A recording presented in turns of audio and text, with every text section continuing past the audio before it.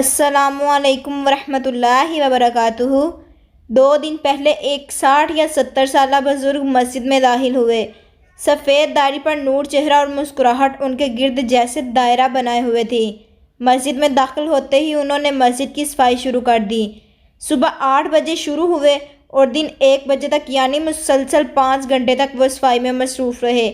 مسجد کا کمرہ، ہال، صحن، دیواریں اور واش رومز، پھر مسجد کے باہر کا لان۔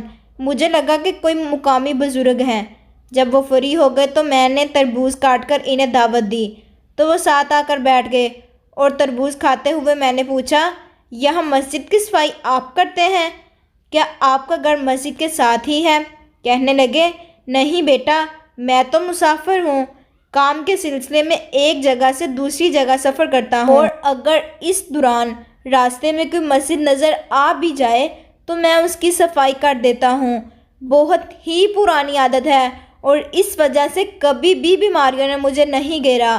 اللہ تعالیٰ نے اس عمر میں بھی شاید صحت اسی وجہ سے دی ہوئی ہے کہ میں اس کے گھر صاف کرتا رہوں۔ یار، یہ اللہ والے، یہ عظیم لوگ، یہ وہی لوگ ہیں جن پر اللہ تعالیٰ کا خاص کرم ہوتا ہے۔ نماز کے بعد جب وہ واپس جانے لگے تو میں فوراً سے باہر گیا اور انہیں دروازے پر روک کر کہا، مجھے کوئی نصیحت کرتے جائیں۔ بیٹے، میں تو گناہ گار سا شخص ہوں، لیکن یہ بات ذہن نشین کر لے کہ زندگی کی کتاب تیزی سے بند ہو رہی ہے۔ بیٹا، ہر سانس قیمتی ہے مگر ہم سانسیں ضائع کر رہے ہیں۔ دیکھو، ہر طرف بازار لگا ہوا ہے، نیکیوں کا بازار اور گناہوں کا بازار۔ نیکیوں کے بازار سے وہی خریداری کر سکتا ہے جو گناہوں کے بازار کا راستہ بھول جائے۔ گناہوں کا راستہ بھول جانا ہی وہ کرنسی ہے جو نیکیوں کے بازار میں خریداری کے لیے ضروری ہے۔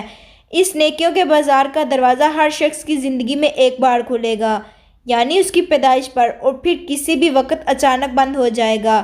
اس سے پہلے کہ یہ دروازہ بند ہو جائے، جو نیکیاں سمیٹ سکتے ہو سمیٹ لو، یعنی آخری سانس سے پہلے، کیونکہ اس کے بعد یہ دروازہ بند ہو جائے گا۔ سلامت رہیں۔